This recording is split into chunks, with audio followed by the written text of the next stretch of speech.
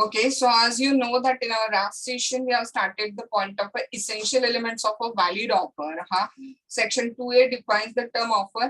An offer को valid बनने के लिए कुछ essential elements है जो complete करना जरूरी है around. हाँ, वहाँ पे एक 10 के आसपास points है. हाँ, जो हमें essential elements of valid offer के लिए क्या करने discuss करने, जिसमें से some points we have discussed. Okay, जैसे कि Number 1, offer must be capable of creating the legal relationship.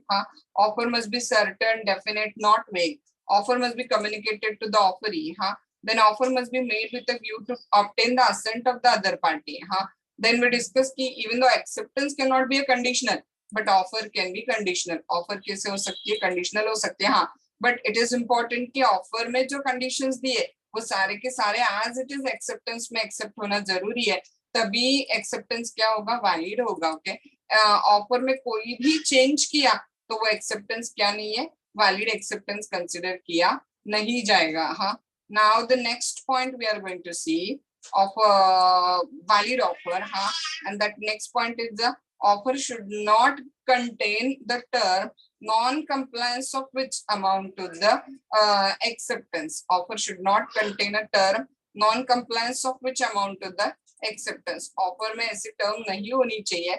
हाँ, कि बाबा आपने एक्सेप्टेंस नहीं दिया तो हम लोग, या रिप्लाई नहीं किया तो हम लोग एक्सेप्टेंस आपका क्या करेंगे? प्रिज्यूम करेंगे. ऐसे प्रिज्यूम्ड एक्सेप्टेंस वहां पे नहीं हो सकता है.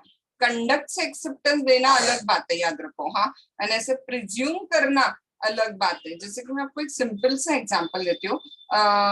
2 मिनट के लिए एक फनी वाला एग्जांपल होगा एक्चुअली, बट ठीक है.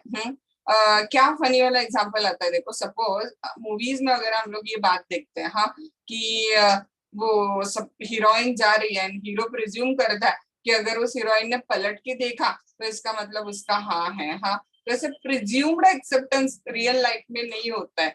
Now I'll just give you one particular example for this, which is a practical example actually. हाँ, suppose one person named Mr. X. हाँ, एक X नाम का person है, और वो एक्स नाम का जो पर्सन है ना, वो एक्स नाम का पर्सन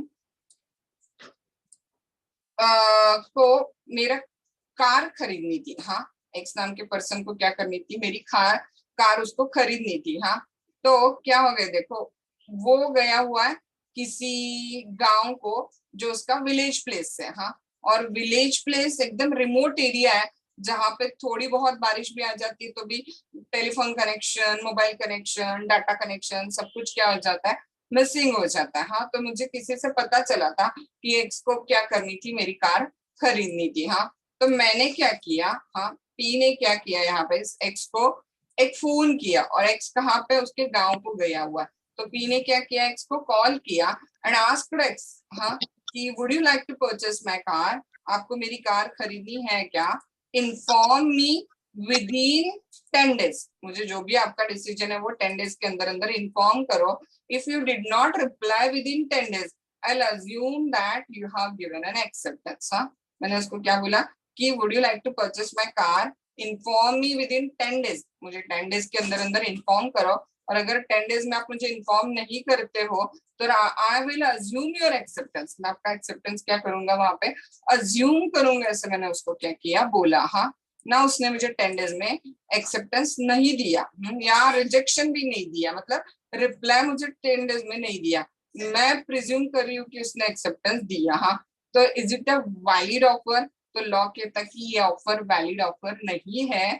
क्यों वैलिड ऑफर नहीं है? क्योंकि क्वाइट पॉसिबल है, याद रखो, 10 days में वहां पे बहुत बारिश हुई और उसके एरिया का पूरा नेटवर्क चला गया तो मुझे रिप्लाई नहीं कर पाया.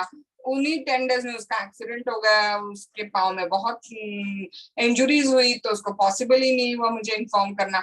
एनीथिंग में हैपन. ओके, सो देयर पर ऐसे बोलना कि 10 दिन में रिप्लाई करो, नहीं रिप्लाई करोगे तो आपका एक्सेप्टेंस प्रिज्यूम किया जाएगा, this is wrong. Okay, so therefore ऐसी ऑफर क्या नहीं है? बोलो वैलिड ऑफर नहीं है. हाँ, अगर वो एक्स मुझे खुद बोलता कि मेरे एरिया में नेट का प्रॉब्लम है, और अगर 10 दिन में मैं इन्फॉर्म नहीं कर पाया तो आप एक्सेप्टेंस प्रिज्यूम कर लेना, तो फिर that may be considered as a valid offer. But मैं बोलूं कि आपने 10 दिन में इन्फॉर्म नहीं किया तो मैं आपका एक्सेप्टेंस प्रिज्यूम कर लूंगा, ये वैलिड नहीं है वहां पे. हाँ, so offer must be made. क्या करना जरूरी है वहां पे? देखो, offer should not contain the term non compliance of which amount to the acceptance. आपके ऑफर में कोई ऐसे टर्म ना हो बाबा कि आपने रिप्लाई नहीं किया तो आपका एक्सेप्टेंस प्रिज्यूम किया जाएगा। हाँ, thus one cannot say that if acceptance not communicated by certain time within 10 days आपने इन्फॉर्म नहीं किया then offer would be considered as accepted। हाँ, तो ऐसा accept offer valid offer consider नहीं किया जाएगा। हाँ,